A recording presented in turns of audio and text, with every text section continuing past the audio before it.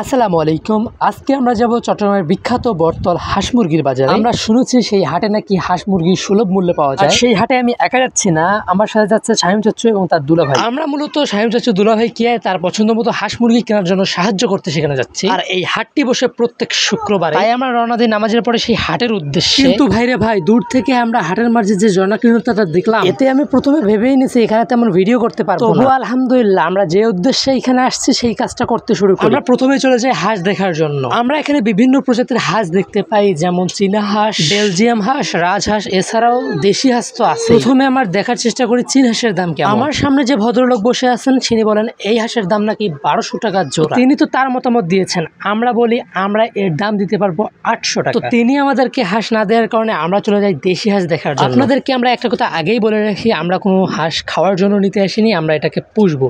শামীম চাচু দুলাভাইকে লালন পালন করার জন্য মাঝারি সাইজের হাঁস খুঁজছেন। আমরা আমাদের পছন্দ মতো হাঁস পেলেও দাম বলে বিক্রেতার সাথে। কেউ কেউ এমন দাম বলে যেখানে কথা বলার আর কোনো ঘাট থাকে না। আর এই হাটে যে রাজহাঁসগুলো বিক্রেতারা তুলেছিলেন সেগুলো হচ্ছে সবগুলো খাওয়ার জন্য। এর মানে হচ্ছে এগুলো গ্রাহক কিনবে খাওয়ার জন্য। আমরা পুরো হাটটা জুড়ে একটা জিনিসই খুঁজছিলাম, সেটা হচ্ছে রাজহাঁসের ছোট্ট বাচ্চা। কিন্তু দুর্ভাগ্যবশত এইবারকার হাটে কোনো ছোট্ট রাজহাঁসের বাচ্চা আমরা পাই। কিন্তু আমরা এই ব্যাপারটা লক্ষ্য করলাম, চীন হাঁসের বাচ্চা এবং প্রাপ্তবয়স্কী হাঁস যথেষ্ট পরিমাণে এই বটতল বাজারে আছে। যারা চীন হাঁসের বাচ্চা লালন পালন করতে চান তারা অবশ্যই এই বাজারে আসতে পারে। এছাড়াও আমরা গুটি কয়েক বেলজিয়াম হাঁসের বাচ্চা এখানে দেখেছি। আমরা আমাদের কাঙ্ক্ষিত হাঁসের বাচ্চাগুলো না পেয়ে আমরা এই পুরো বাজারটাকে ঘুরে দেখা শুরু করে দিই। এখানে আমরা 2-4 জনের সাথে কথা বলে জানতে পারলাম এই হাটটা নাকি পাখি কেনা বেচার জন্য সেরা। এই হাটেই নাকি সবচেয়ে কম দামে বিভিন্ন প্রজাতির পাখি পাওয়া যায়। এছাড়াও আমাদের দেখা মতো খরগোশ, কোয়েল পাখি, মুরগির বাচ্চা পাওয়া যায়। আর একটা মজার ব্যাপার কি জানেন, এই পুরো হাটটাই হচ্ছে রেল লাইনের উপর, আর পাশেই ঝোপঝাড়ের উপরে হচ্ছে চট্টগ্রাম ক্যান্টনমেন্ট। যদিও আমি সেখানে 2-3 ঘন্টা মতো ছিলাম, কিন্তু কোনো ট্রেন আসতে দেখি। যখন এখানে ট্রেন আসে তখন মনে হয় এরা সবাই দূরে।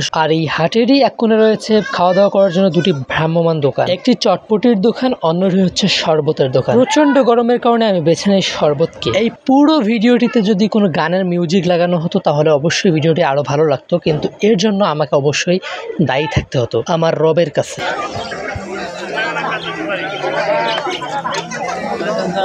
এত কিছুর মধ্যে একজন পানালা আমাদের কাছে আসেন তাদের ইন্টারভিউ দিতে।